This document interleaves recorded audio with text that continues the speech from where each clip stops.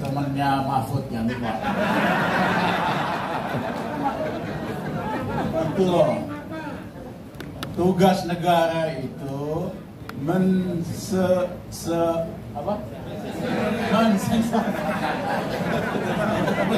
Ini bisa kena pasal nih.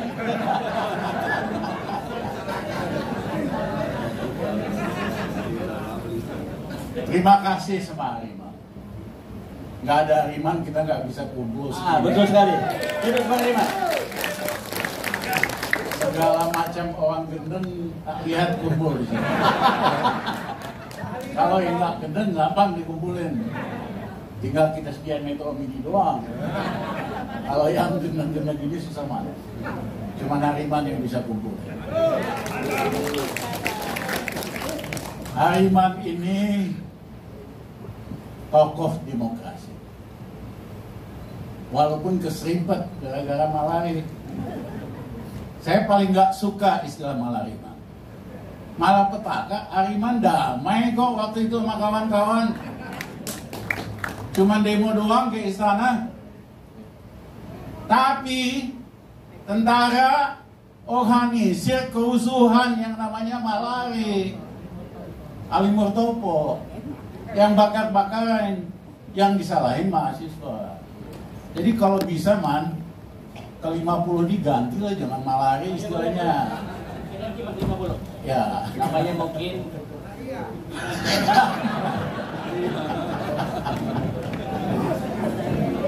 nanti kita pikir, Bang. Nanti kita pikirkan. Ya. Jangan malari, malapetaka. Betul, Bukan betul. malapetaka kok. Kawan-kawan memperjuangkan Indonesia yang demokratis.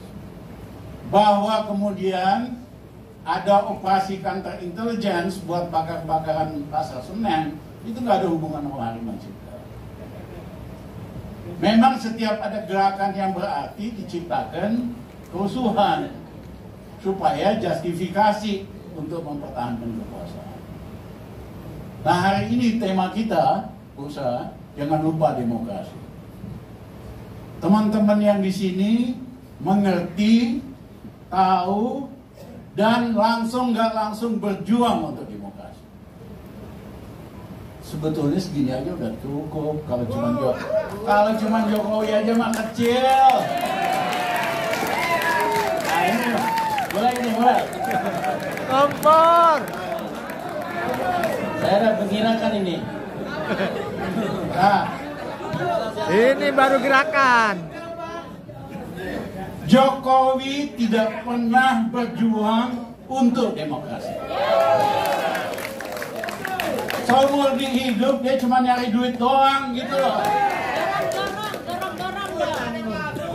Karena demokrasi dia punya kesempatan jadi presiden. Tapi begitu berkuasa, pelan-pelan demokrasi dipreteli. Indeks demokrasi turun 30 poin lebih. Lembaga-lembaga penguat demokrasi,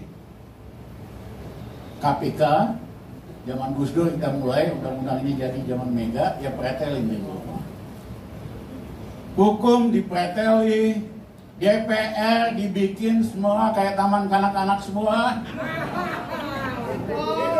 Manut doang. Masuk nih Effendi nih. Ngomong begitu aja, Pak Dudung udah uber-uber dia. Mana?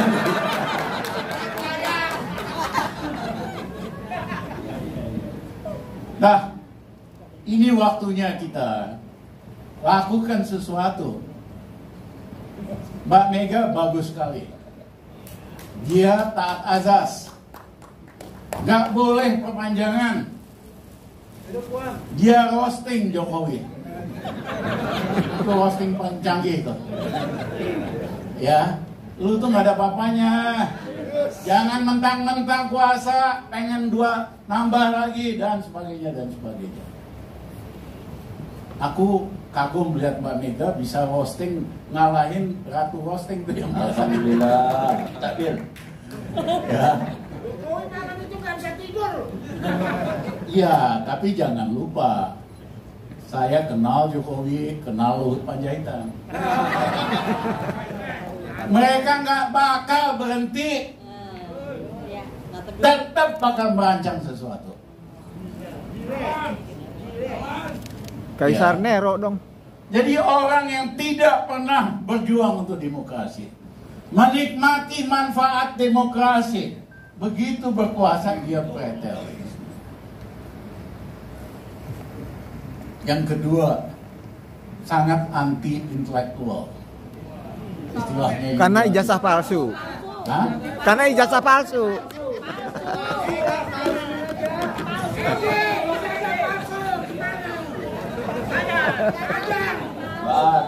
Anti intelektual, wong ijazahnya aja dipertanyakan. Palsu apa enggaknya saya nggak tahu. Tanya Pak Egi. Iya kan? Jadi nggak aneh orang yang diragukan ijazahnya pasti sangat tidak intelektual.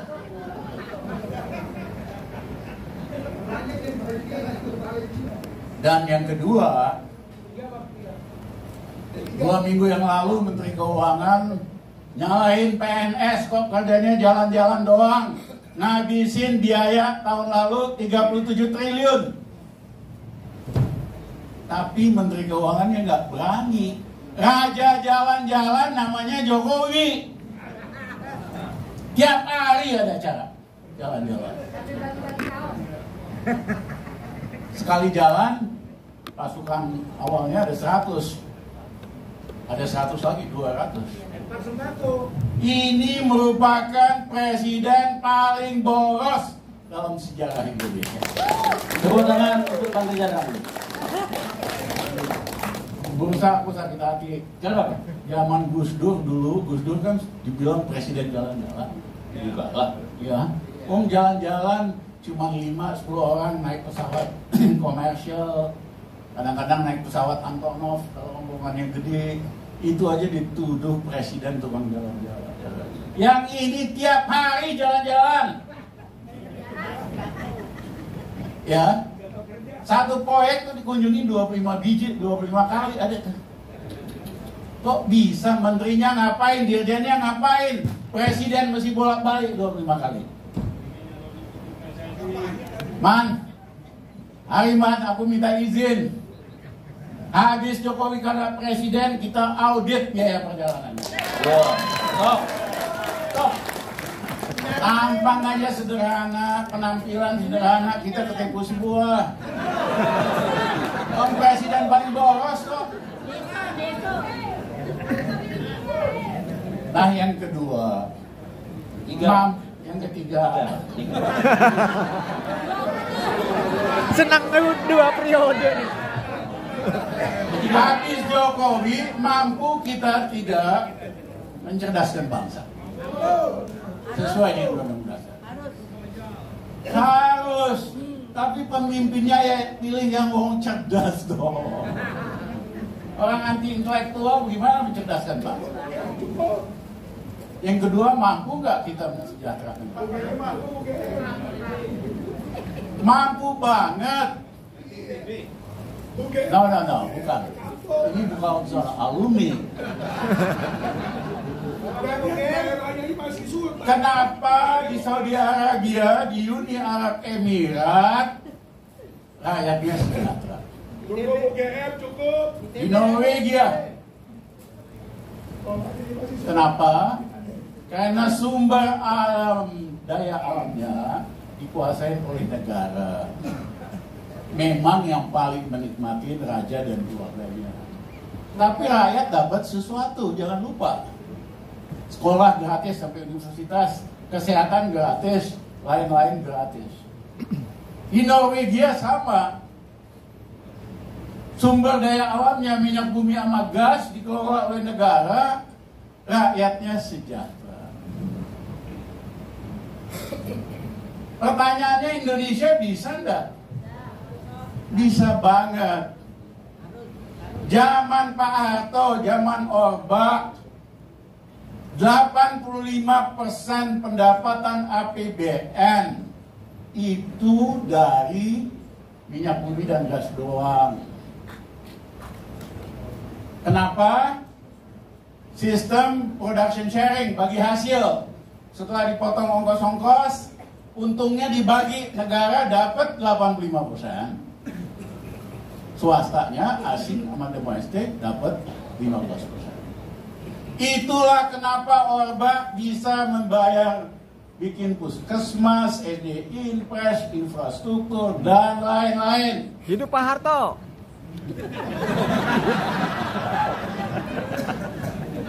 Nah, tapi sejak beberapa tahun terakhir ini, sumber daya alam di luar migas dikuasain oleh pribadi-pribadi dan swasta.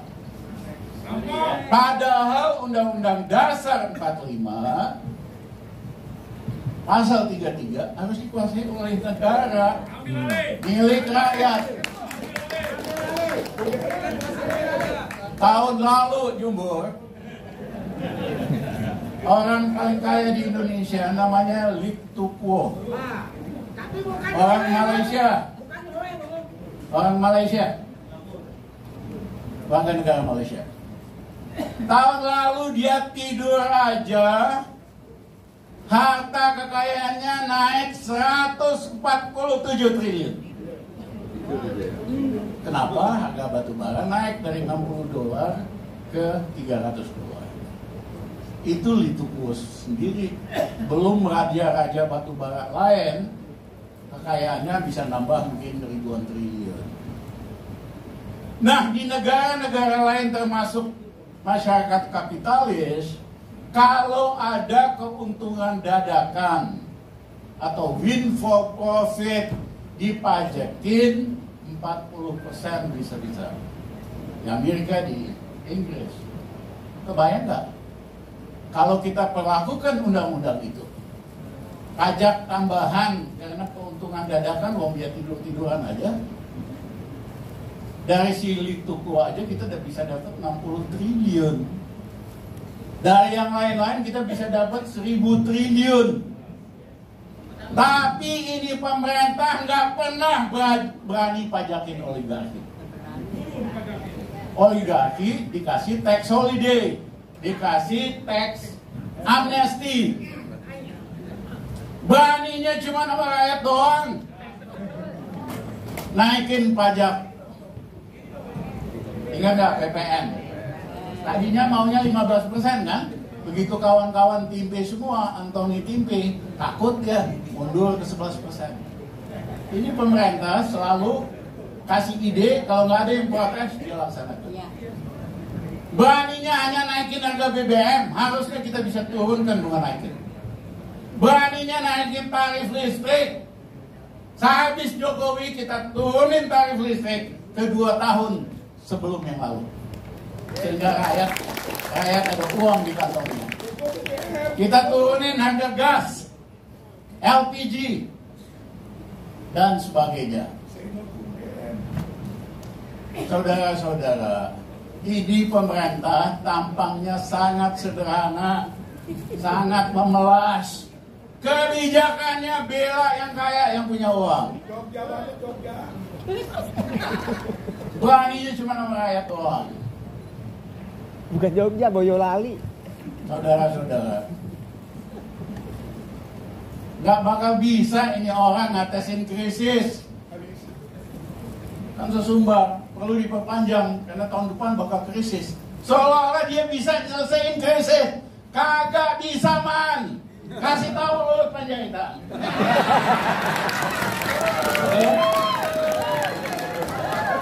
Nggak punya skill.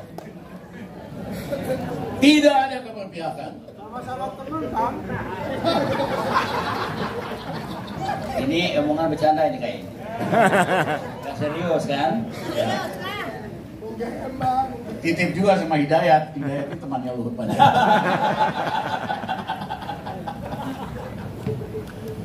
Jadi saudara-saudara, kalau Jokowi udah selesai, kita akan lakukan 3 hal.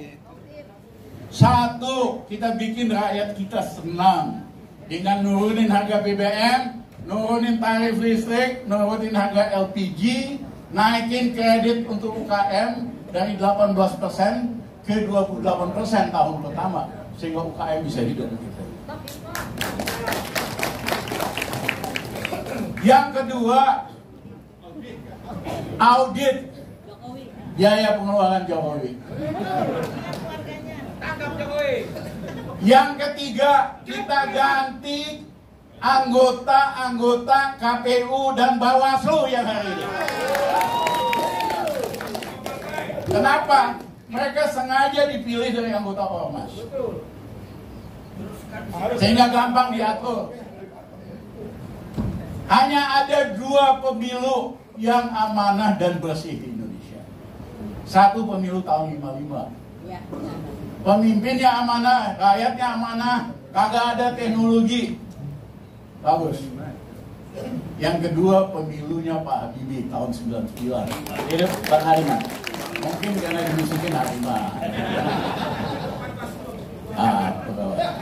Oke Bang, terakhir. Nah,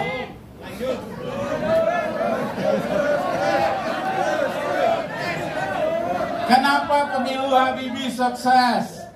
Anggota KPU, Bawaslu, wakil dari partai-partai, sehingga mereka bisa saling intip, saling awasi. Ketuanya orang yang bobotnya bagus, yaitu Houdini sama Bang Buyung Kasito. Jadi habis Jokowi jatuh, kita ganti KPU sama Bawaslu. Yang kedua, kita turunkan Refli threshold jadi 0. Threshold itu hanya bisa diturunkan, satu dengan demo kayak Refli tadi, yang kedua Jokowi kita ganti secepatnya gitu. Iya. Ribet amat. Pemilu dipercepat. Jadi saya minta aktivis-aktivis juga jangan norak, sibuk nyalonin si ini, si itu presiden. Kampung-kampungnya lu semua. Karena yang rusak ini sistemnya. Ya, misalnya Bursa mau jadi gubernur, dia kan mesti bayar upeti kepada partai politik 100 miliar lebih. Kecil. Iya kan? Pasti dia nggak punya uang. Akhirnya dia minta sama Bandar sama Cukong. Hidup Bandar. Gua lempar lo.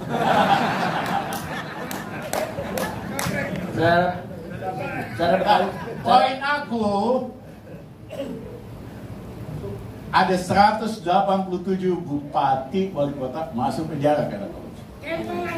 Ada 24 dari 32 gubernur masuk penjara karena korupsi.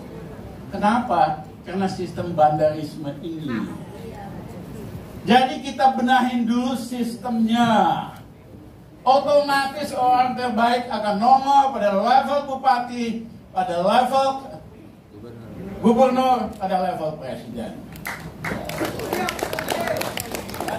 Hasil politik pencitraan itu hasilnya presiden kayak Jokowi.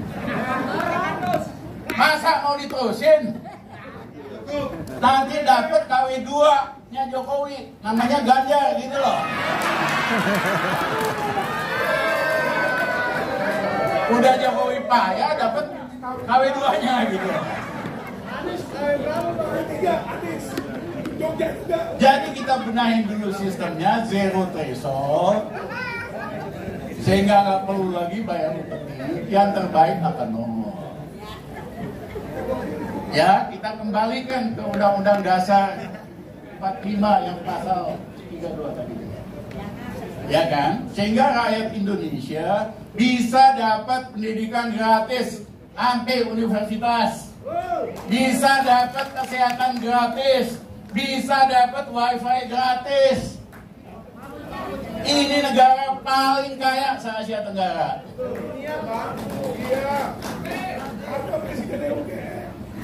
Nah, saudara-saudara, bagaimana caranya? Man, gampang banget, Man. Ini aja kita gerakin, selesai sekarang. Saya pikir memang akan dicari orang yang bersiap. Ya, kayak Bang Hariman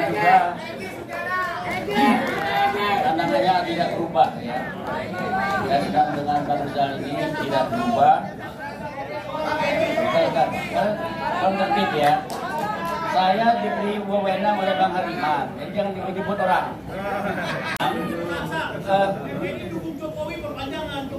Oh nggak apa-apa lah, kan bebas demokrasi. Ya, saya senang Pak Effendi sudah salaman dengan Pak Dudung, artinya nggak ada masalah lagi kan. Ya Dudung itu bagaimana juga kasat kita, ya mungkin tersinggung gitu. Dukung 3 periode. Masa? Serius ini? Iya, udah dijelasin dong, kenapa dukung 3 periode? Kaget juga kalau satu orang berarti. Baik. Assalamualaikum warahmatullahi wabarakatuh. Salam sejahtera, salam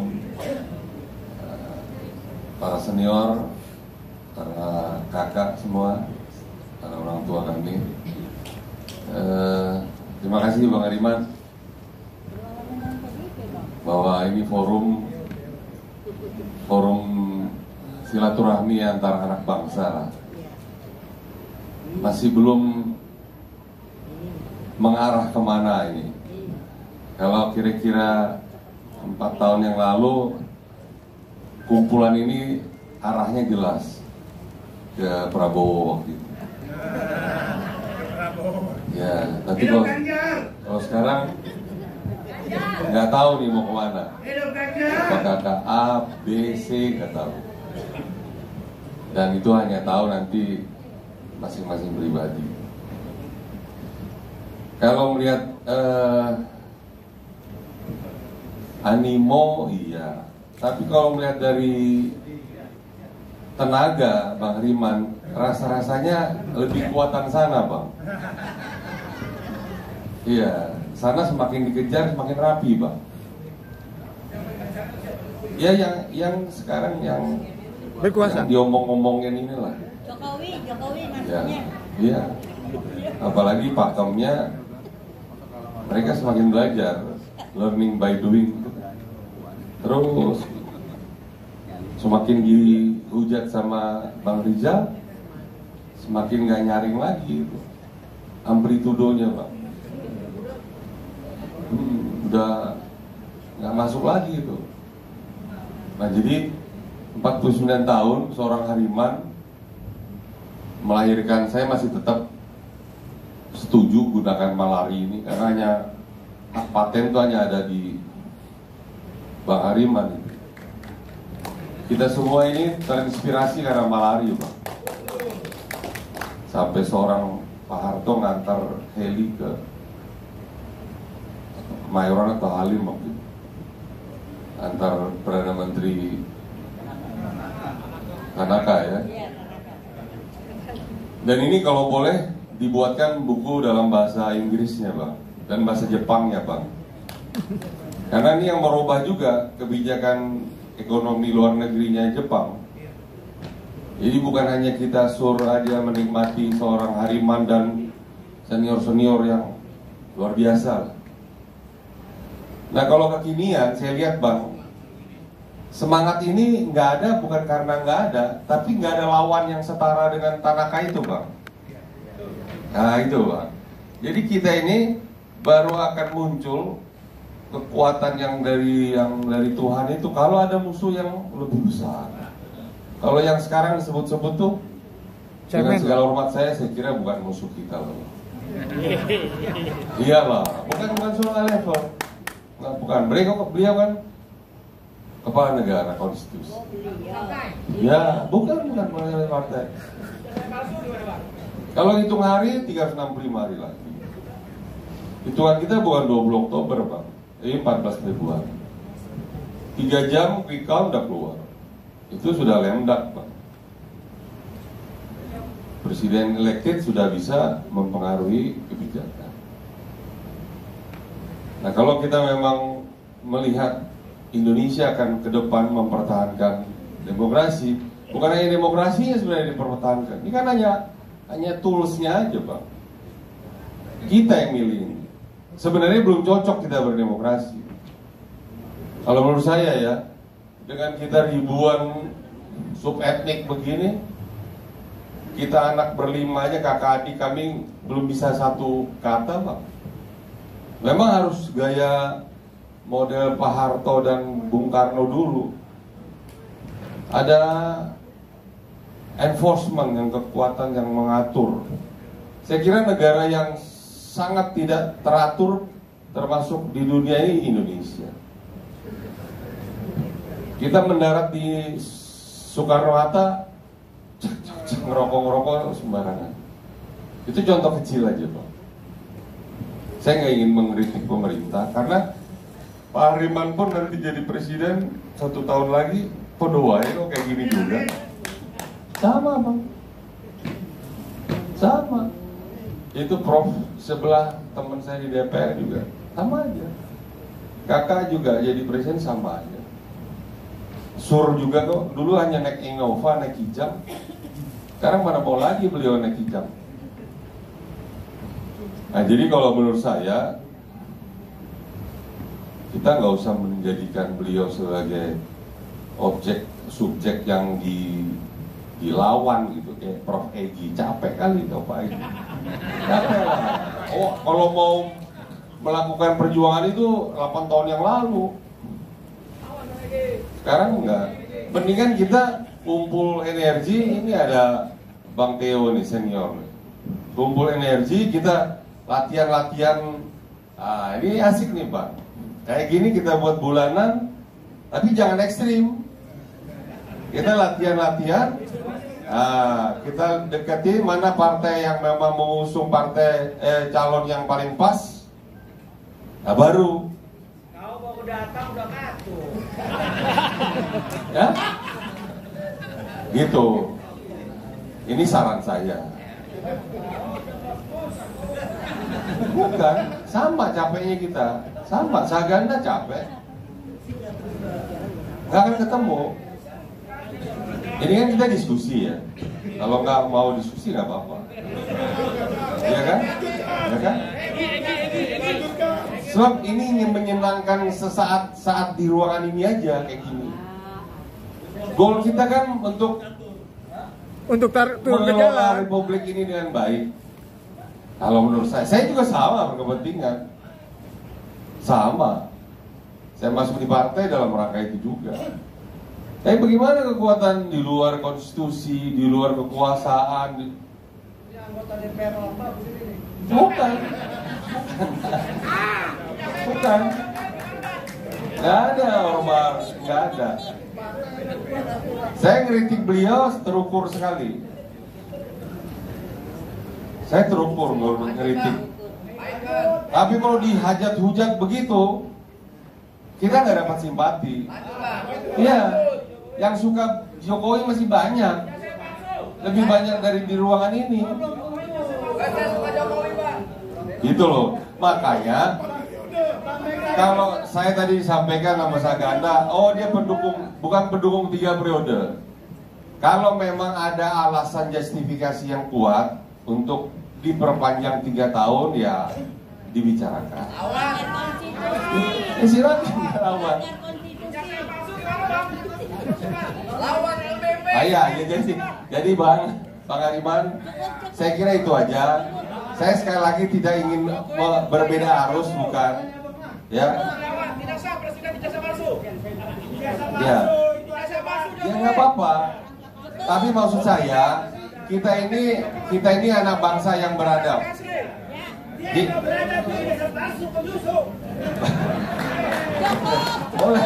Boleh, tapi maksud saya begini.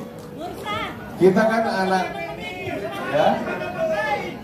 Saya bukan bangga-banggain. Beliau kan terpilih. Pak Jokowi itu terpilih, presiden kita yang sah. Emang benar-benar terpilih? Hah? Emang benar-benar terpilih? Terpilih kan? Curang, pasti curang. Masa seorang Pak Hariman tidak mengakui dia? Enggak lah. Nah iya, gitu. Jadi kita elegan juga, ya. Apapun ada ukurannya. Ya. Sebab kalau kita pun pada waktunya kurang elit juga, kurang elok juga. Jadi saya sekali lagi duduk di sini, datang di sini, diundang Bang Hariman, Pen kau ngomong Pen. Aku ngomong Bang. Aku tidak membela beliau kemudian ada subjektivitas, tidak. Ya, tapi sekali lagi kita elegan agar insya Allah empati itu juga mengalir ke kelompok ini. Gitu. Ya, ada juga yang suka, banyak yang suka gitu. Kita bukan penjilat beliau, nggak ada. Bung, Tapi elegan di zaman munafik adalah munafik itu sendiri. Saya pikir Oke. nanti saya tertarik dengan diskusi Pak Effendi, nanti saya yang mengadakan diskusi. Oke, jadi saya sekali lagi mohon maaf kalau ada yang kurang berkenan di hati ya. Tapi saya kira itu yang bisa saya sampaikan. Terima kasih. Hidup Indemo, hidup Malari 74, dan insya Allah Tuhan memberkati kita semua. Merdeka! Itulah hebatnya Effendi. Jadi ini memang disayang sama Pak Jokowi.